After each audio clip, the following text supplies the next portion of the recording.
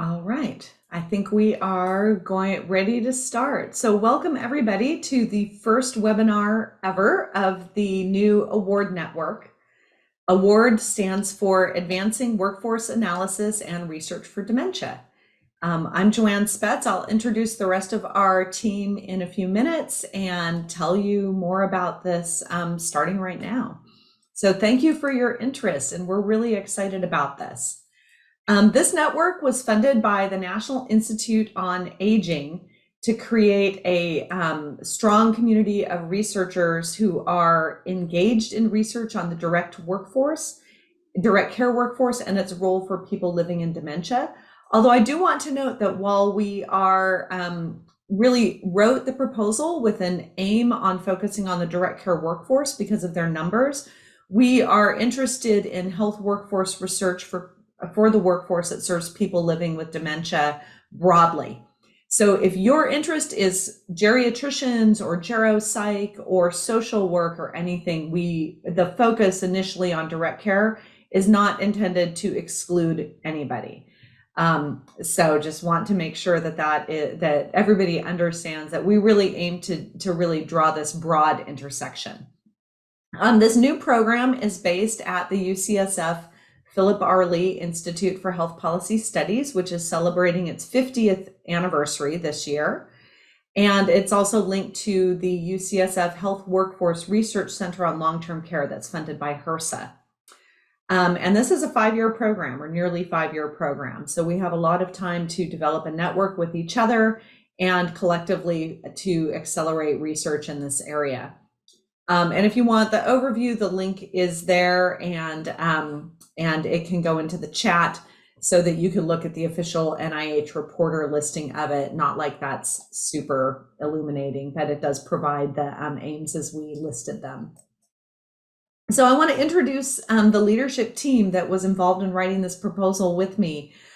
So I'm Joanne Spetz. I'm the director of the Institute for Health Policy Studies and also of our Health Workforce Research Center. I've been doing health workforce research for a really long time, since I was a graduate student, and have been working doing more work on the long-term care workforce for about 10 years now, largely due to the person I'm introducing next, Susan Chapman. So Susan, you can introduce yourself. Hi, everyone. Good morning or afternoon. Thanks for joining us. I'm Susan Chapman. I am a professor at UCSF in the School of Nursing and Department of Social and Behavioral Sciences. I teach in health policy.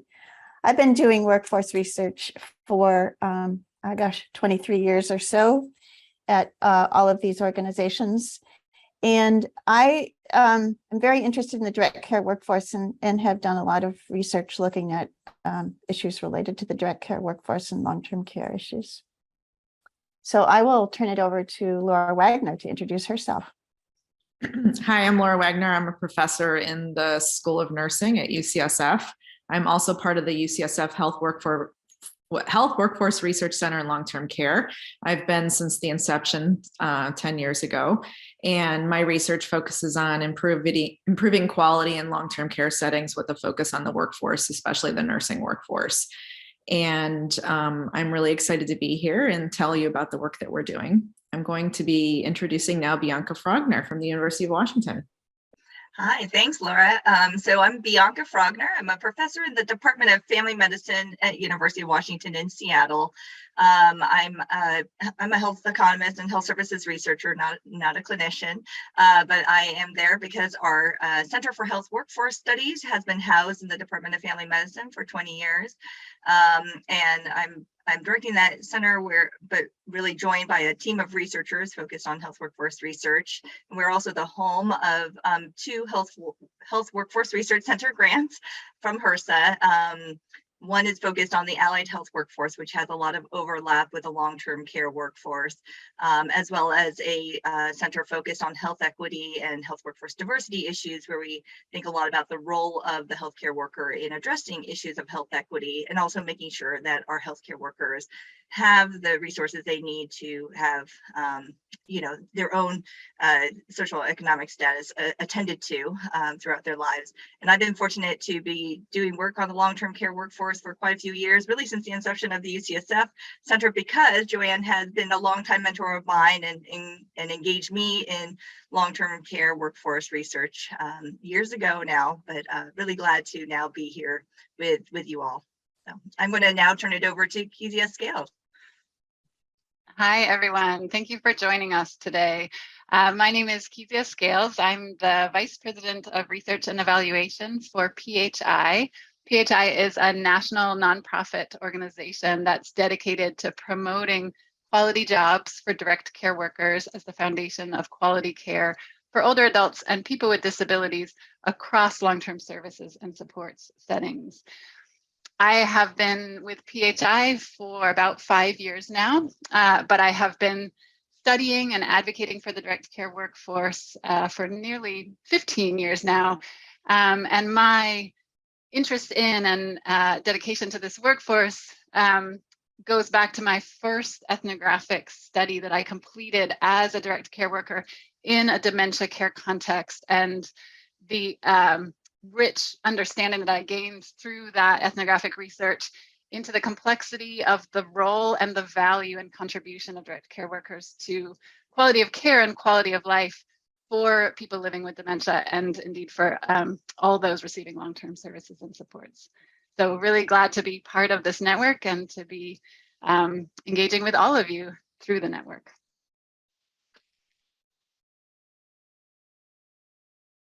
And I'm still on the hook, actually. Let's talk a little bit about why do we need the award network. First of all, we know that more than 7.2 million people are currently living with dementia in the United States. And this is a set of diseases that predominantly impact older adults. So about 1 in 9 older adults have been diagnosed with Alzheimer's disease specifically, which is the most common form of dementia. We know also that people living with dementia require increasing levels of assistance over time. Not that there's a single trajectory, but generally speaking, more assistance is needed with instrumental activities of daily living initially, and then progressing to more higher levels of need with activities of daily living, personal care, and so on. As a result, we know that dementia predominates across long-term services and supports settings. The proportion of people living with dementia varies somewhat, whether we're looking at nursing homes, home care settings, assisted living, but across all of those settings, a significant segment of residents or consumers or clients are people living with dementia. That includes half of all nursing home residents, 40% of residential care residents, and nearly a third of those receiving home care are people living with dementia. And we also know that the largest segment of the paid workforce that supports people living with dementia across settings are direct care workers. The direct care workforce includes about 2.6 million home care workers, primarily personal care aides and home health aides, providing services in private homes. About 647,500 residential care aides, meaning direct care workers in assisted living and other community-based residential care settings, and about 471,000 nursing assistants in nursing homes. Now, as Joanne said at the beginning, we are not only looking at direct care workers through this network, but there is an important focus on direct care workers because of the sheer size of that workforce and its contribution to the provision of care and services for people living with dementia. And we also know this is a large workforce, the direct care workforce, and it's growing astronomically to meet demand for long-term services and supports across settings. So the Bureau of Labor Statistics projects that within the decade from 2020 to 2030, the direct care workforce will need to add more than 1.2 million new jobs to meet demand. That's more new jobs, as you can see here on the slide, than any of the other occupational groups in our country that are expected to add the most new jobs. So above and beyond any other occupation across industries, the direct care workforce is growing and needing to add new members. But that doesn't necessarily mean that we will have enough direct care workers to fill those jobs. This is just a way of demonstrating the centrality of this workforce to our long-term services and supports setting, and the importance of focusing on direct care workforce issues in addition to the much broader healthcare workforce that supports people living with dementia across settings.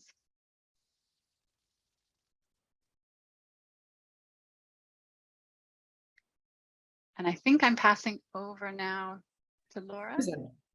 Me or Susan? Laura. Oh, me. Okay, great. So the next question is, why do we need the award network? Well, we have comparatively little research on the direct care workforce and dementia care. And this really came out in our proposal as we were putting it together for NIH, and especially this interface, how the direct care workforce interfaces with other professionals. As Joanne mentioned, there are other professionals in the dementia care space. We work with geriatricians, people doing research with geriatricians, nurses, and other care professionals caring for people with dementia. We also know there's little research on this interface with unpaid care partners. So family caregivers, for example, of people living with dementia. We have very little research on that, the workforce themselves. We also know that this workforce research is undertaken across a wide variety of disciplines. And I guess if we were to poll each of you today in this webinar, we would have people from across multiple disciplines here. And that's what we're really excited about, is just getting to know all of you, and especially our team here. We're all interdisciplinary in our own way as well, which is another exciting part of the award network. So we have people in public health, public policy, economics, sociology, anthropology, and then more clinical fields such as medicine, nursing, pharmacy, etc. Also, there are few opportunities for workforce research. There have been up until now, when we created this network, for workforce researchers and dementia care researchers to collaborate and get together and conduct research in this area. So what are the main aims of the award network that we've created? Well, first of all, we want to develop a national research network, and that draws from participants like yourself from multiple regions, institutions, disciplines, career stages. We want individuals that are on the call today or in a part of our network who are students, who are aspiring students, who are trainees, pre-doctoral and postdoctoral trainees, assistant professors, all the way up to those who have been in a career for a very long time and maybe want to shift the focus of their research career. We also especially want to target our underrepresented groups to advance the research on the direct care workforce, providing these services for people living with dementia, because as we all know, the diversity of our country is becoming increasingly diverse by 2042. The minority will be the majority population. So we want to especially increase the representation of those groups. And we also know what the highly diverse group of dementia care workers in this country. And so we want researchers who are representing those populations. The second aim is to develop, I got to go back, is to develop a common publicly available research ready data set. And so we're really excited about this part, develop a data set that we have that consists of policies and programs that affect the supply and demand and working conditions, skills of the direct care workforce, and data that's available on training requirements, payment regulations, and also scope of practice regulations, really combining our team's research interests in these areas and expanding that to include team members like yourself who could participate in the analysis of this data set. Okay, I think I'm passing it on to Susan. Yeah, great. Hi. So what will the award network do? We have a lot of plans. We have some target dates here. So we're really enthused about all these different kinds of opportunities for you to get involved. We will be hosting annual meetings. We'll be hosting an annual meeting of the network in conjunction with other national conferences, and we'll talk about our first upcoming national meeting a little bit later in this presentation. We'll be going to AGS in 2023 and Academy Health in June of 24. Those are our targets right now. We're going to have monthly virtual meetings, webinars, workshops, covering a variety of topics and various ways for you to get involved and join us in all of those. We are planning 2 summer training institutes in the years summer 24 and 26. Those training institutes are still underway, and at some point along the way, we'll be asking for your feedback about what kind of content and interests you would have in those summer training institutes. We'll be supporting competitive research internships in 24, 25, and 26, 27, and we'll get information out well ahead of that in terms of the application process and what that will include in those internships. We also are excited to be able to directly fund some pilot research, some small pilot research. So we'll have a process of applications for that starting in about spring 2023. So more to come on that. And we welcome those of you, especially early investigators, to submit some applications for pilot research. We're going to develop resources and data. We have a website that we're already putting together to work to harmonize all of our efforts between us and accelerate research. Some of the topics will include some regulations on direct care workers and other relevant policies. So we're looking forward to building a website with a lot of resources that we can all share and contribute to. So who should join the award network? Well, essentially all of you that are listening now probably have an interest in these areas. So we really want to be open to a number of different kinds of folks. You could be a researcher from any institution in any discipline. As Laura said, we aim to be multidisciplinary. It makes our work all the more rich. Researchers at any stage of your career, early investigators, middle, late, changing topics, have been involved in long-term care for a long time, but not necessarily with a workforce focus. So putting those pieces together, I think, is really important. Researchers focusing on paid caregivers or really any other occupational group that supports people living with dementia in the long-term care workforce.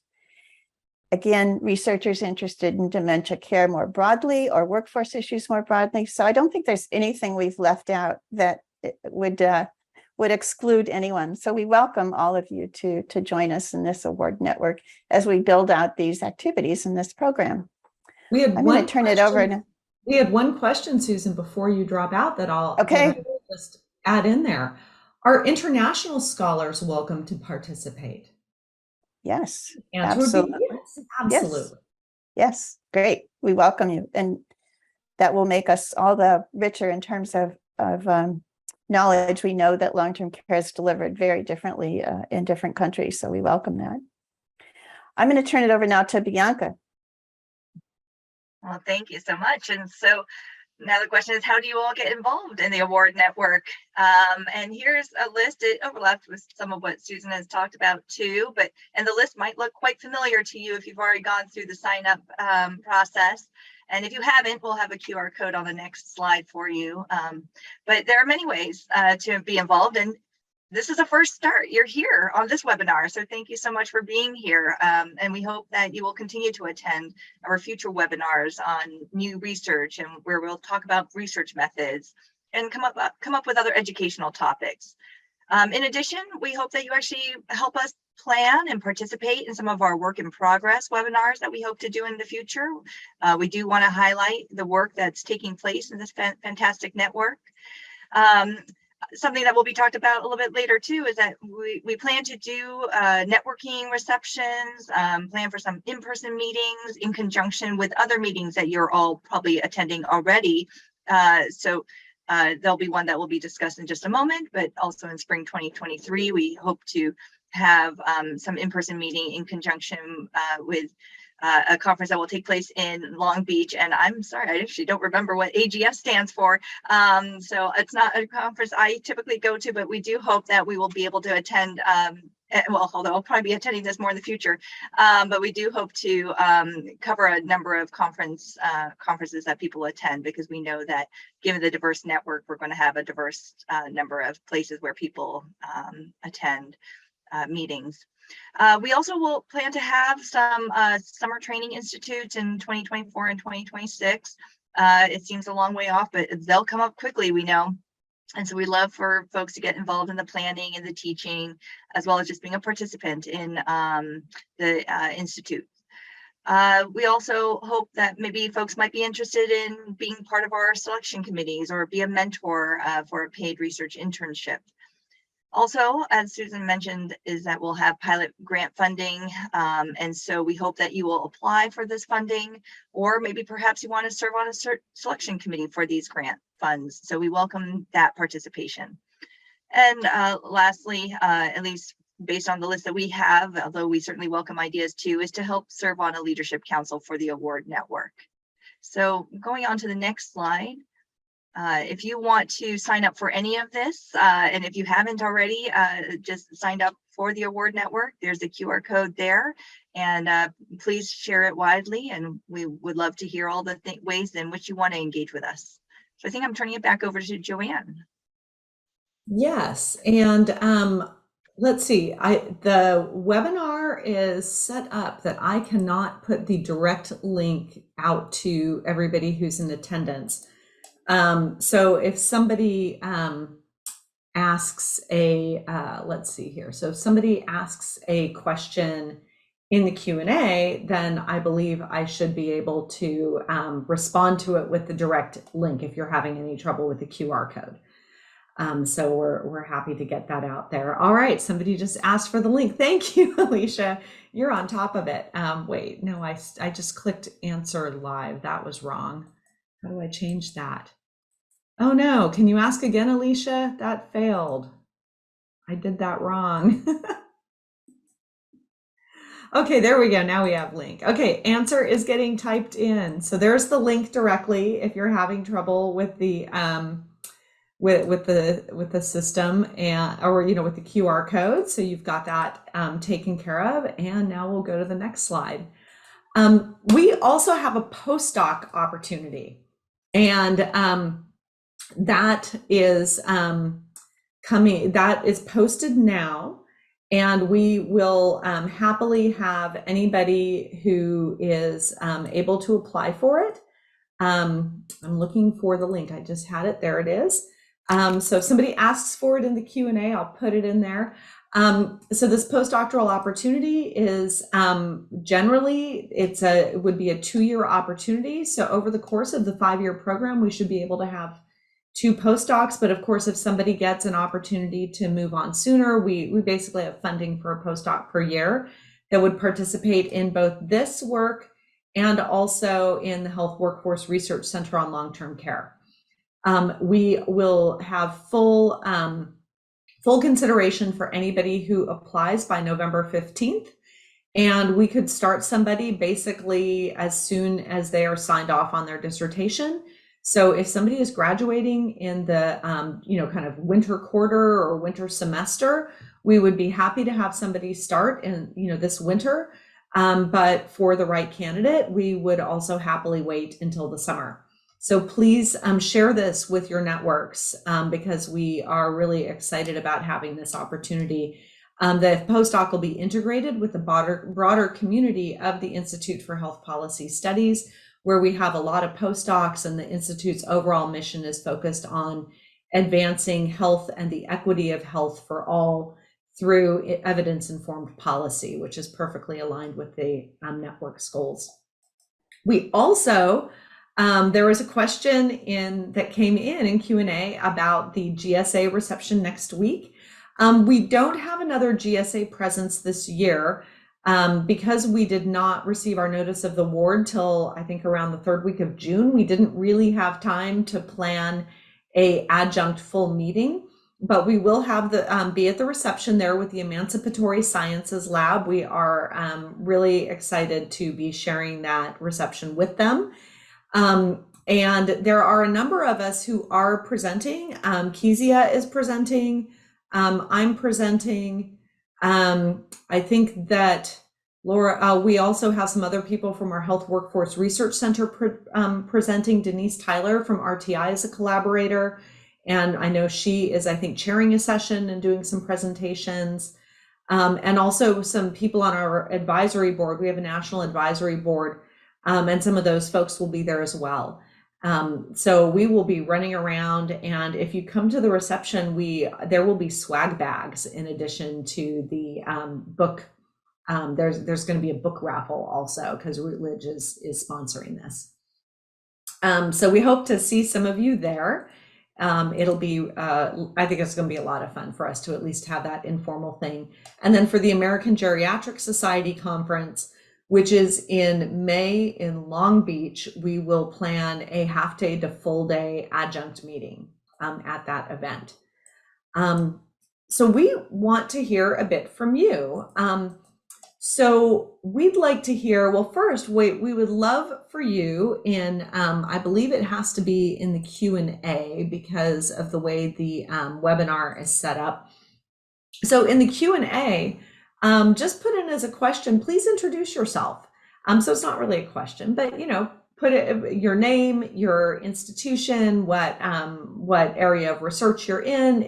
Are you doing more research on Alzheimer's Health Services research and you're interested in learning more about the workforce? Are you a workforce researcher and don't know that much about dementia care? Are you already squarely deep in this field? Just so we have a sense about who everybody is in and what they're doing. And we will also be looking in there for comments, kind of questions that we can answer. And then we have questions here for you. So please feel free to put in your own comments about your interest in this area, things that you're most excited about with the network, other ideas that we might not have on our list of activities that would be valuable to you.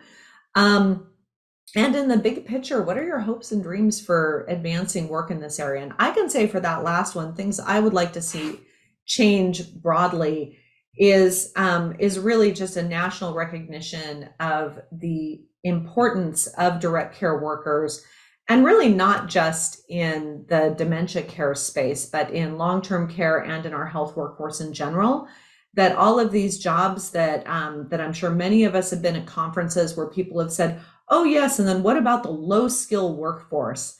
And I would love to see that language and that knowledge, or that language and that perception of these occupations being low skilled and unimportant disappear, because we all know how important they are. Bianca, you had your hand raised. No, you Sorry, would have. I'm just practicing, making sure that these functions work. I'm sorry, I was trying to deal with the Q&A. Yes, indeed. Let's see. Oh, yeah. So let's see. And in the chat, oh, good. The chat is now. I'm so confused. I don't seem to be able to put something into the chat to everybody, but it seems like other people can. They can Well, send that's- that message. Maybe it just got opened or something, but we've got some introductions now. Yeah, we have introduction showing up. So there's a question about the American Geriatric Society. I'm going to contact the program organizers to see if there is an opportunity to do something, something during the meeting. But the way we wrote the proposal was actually to have a half day to a day adjunct meeting that would be before or after.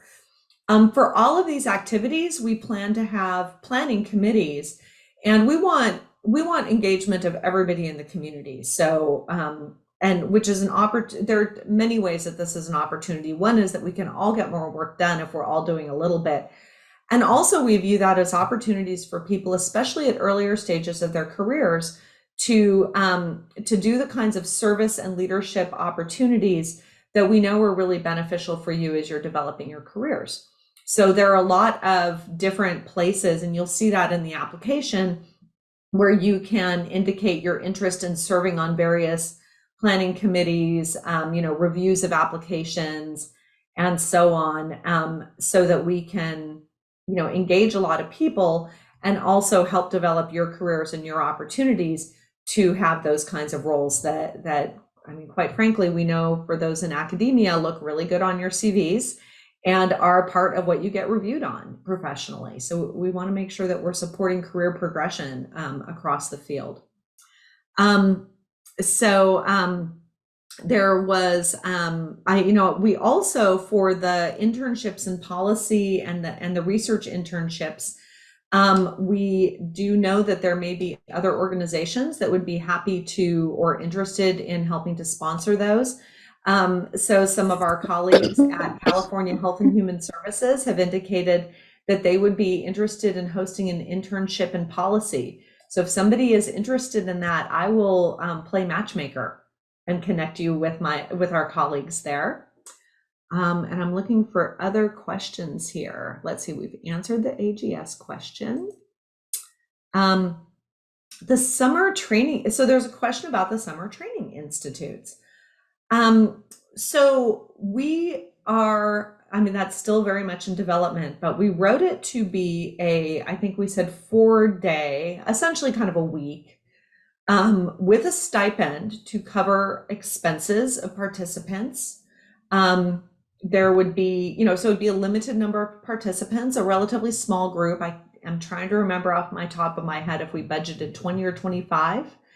And the topics would vary for each of the institutes, but I think they would be a mix of methodological areas of content, such as doing community-based participatory research in this area, doing, what are the key big data sources? If the planning committee chooses to go down, there are a lot of different directions you could go.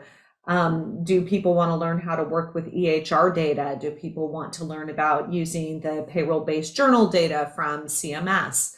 What are the different methodologies that are relevant? As well as also bring in people who have expertise specifically on dementia, the neurology of dementia, the broader issues associated for caring with people with dementia, because that's an area that if you come from workforce research, you probably don't have deep knowledge of the clinical aspects and the psychological aspects of living with dementia. And, conversely, if you come from more of a clinical background and health services research background, you may not have a lot of background in labor economics or these other factors that would be associated with understanding the workforce and doing research that's really aimed at understanding the workforce's roles. So that's kind of the big picture, but we have till summer 2024 to sort that out. And as I said, there will be stipends. We originally thought that we would do this in San Francisco, but we actually probably will explore a variety of locations because we want to make sure that the stipends can cover the full cost of people's travel and attendance. And as hotel rates in San Francisco keep going up, there may be other places that would, and airfares too, there may be other locales that are more central and where we could do the Institute for a summer at kind of a better price to make sure that attendees have it fully subsidized. So let's see, I'm looking for other questions. And we'd love to have more engagement from PhD students on the call. I think only one PhD student has responded. So we're really interested in seeing what kind of pre-doctoral trainees are out there that could be part of this network. Do not be shy. Yep. And thank you, Darcy Delgado, California Health and Human Services, who had indicated in the chat that they would be interested in potentially hosting a policy-oriented intern through that program, and also in thinking about the research data and how we can make sure that is driving state policy decisions. I mean, there's I think a lot of opportunity to think about how to have evidence impact policy in this area. So other introductions that people want to do, I'm leaving your introductions in the open questions just so everybody can easily see them. And the Q&As are We have all a long list of introductions in the chat.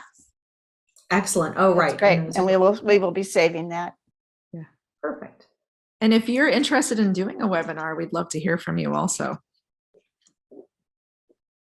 Yes, and there will be a webinar planning committee. So we're trying to plan the first few. They will be the first Wednesdays of the month at 9 a.m. Pacific, noon Eastern.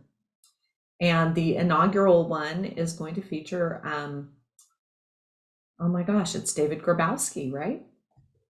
So we're working on a title and everything, but we've got David nailed down for the first webinar, and we're going to alternate across the webinars between doing webinars that are kind of, I don't know, your classic academic webinar, but also have webinars that are more workshop or informational, like what the heck is the PBJ data, other than it's not a sandwich, and those kinds of questions, and how do you work with it? What do we know about it? What are the limitations to help people think about research?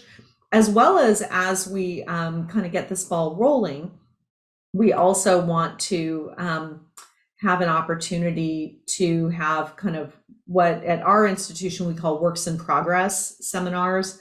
I've heard some universities call them rip and tear seminars, where people can bring in early stage papers or research ideas or specific Ames page drafts and get really concentrated feedback to help develop grant ideas, new research projects, troubleshoot papers where you might be having trouble framing how you want to put together your conclusion section, or whatever it is that kind of works in progress thing might happen, because we know that there are many people where at their own institutions they might be the only one doing research in this area. So coming together in that way, we can really kind of try to create some of the benefits that we would have if we were all in a single academic department together.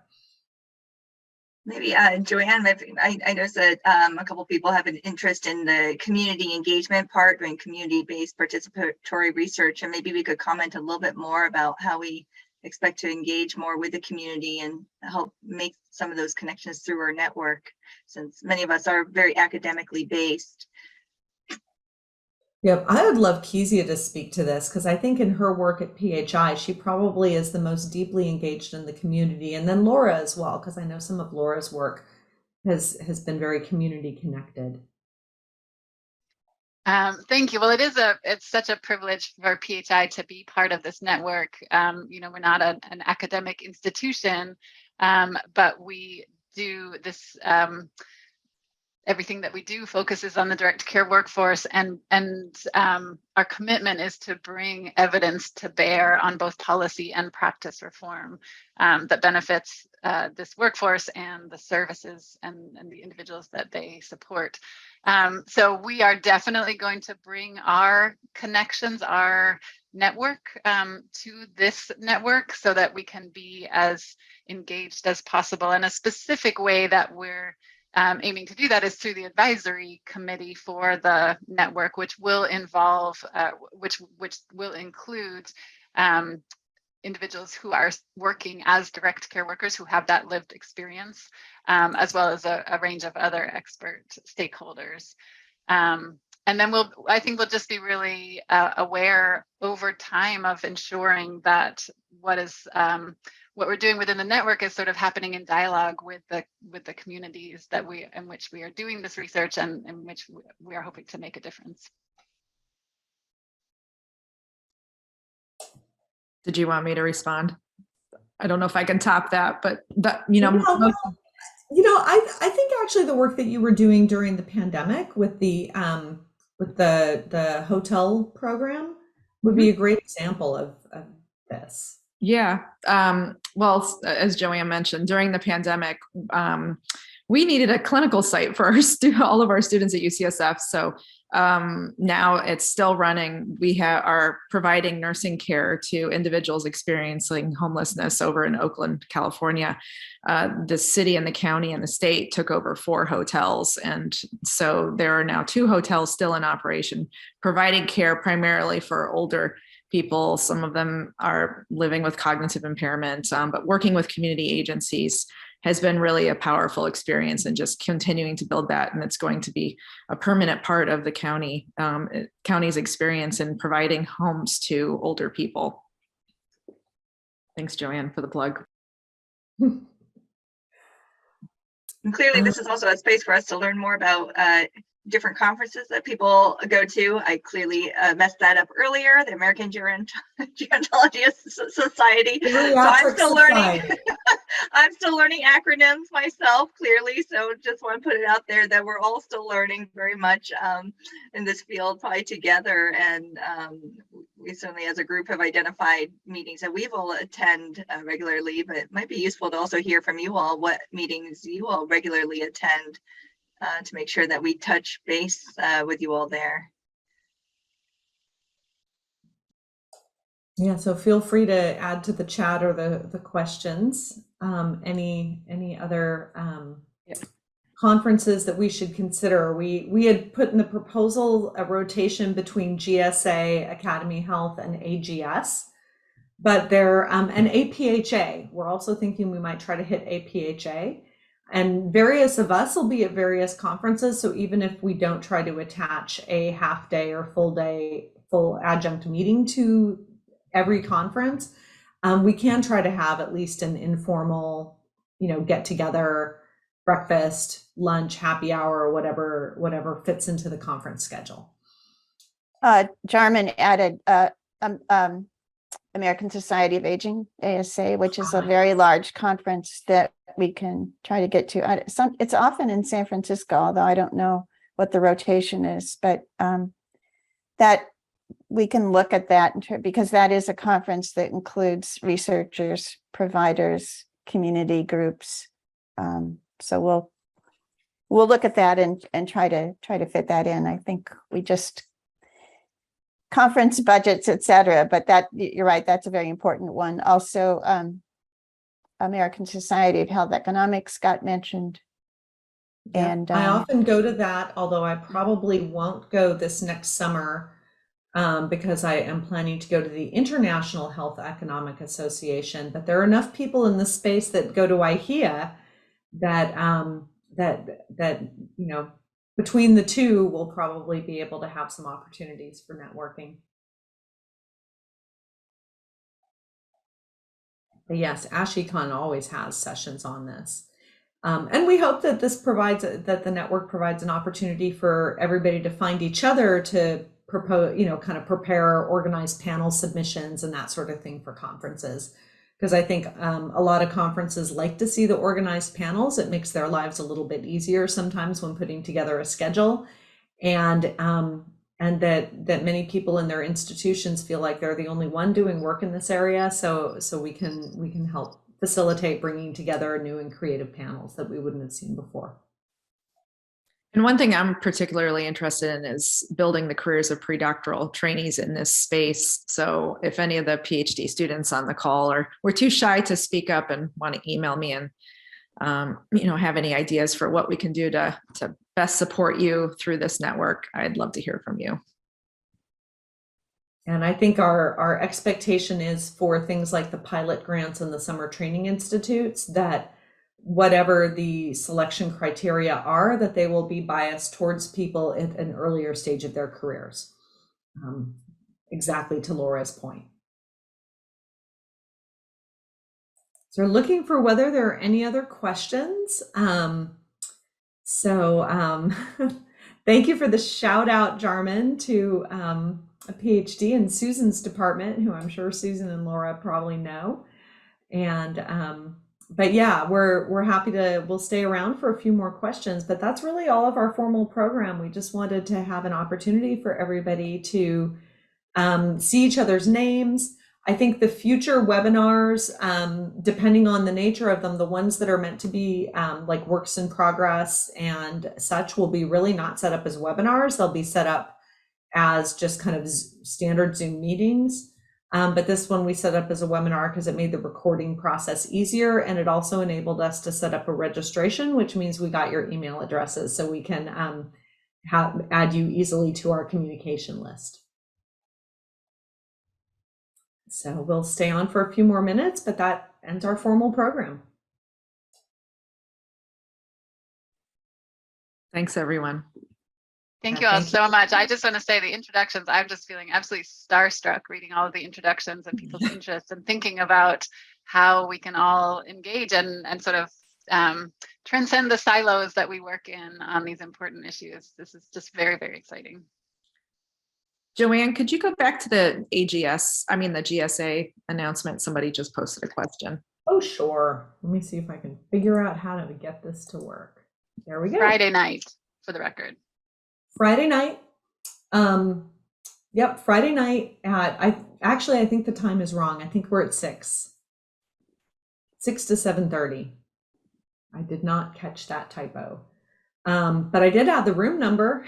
So it's in the JW Marriott. If you look in your GSA program, you'll see the Emancipatory Sciences Lab is in the GSA program. At least it is on the app. And so go there. And thank you to Jarman at UCSF for allowing, kind of welcoming us to join their reception.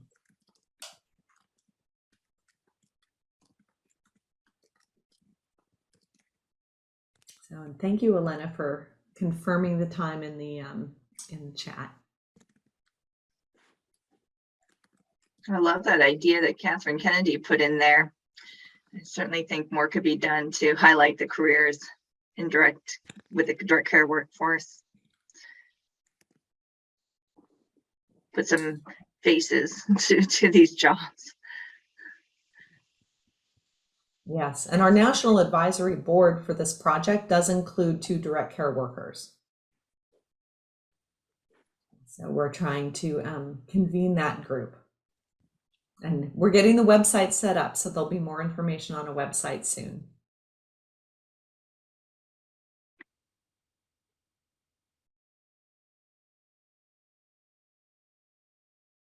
Yeah, any other questions? Do we catch the Connect the Ages group that Catherine also mentioned? That seems like an important organization to track. They have a YouTube channel and video kind of highlighting the careers of direct care workers. We should make sure we link that on the website. Yeah. When it's up and running. We have a URL. Now It's a we huge just have to start. build. All right, I think we will close down the webinar. I'm not really seeing more questions coming in. We hope to see some of you at GSA next week and see everybody else at our first webinar in early December. Or our second webinar, our first content focused webinar. So thank you, everybody. Thanks, everyone.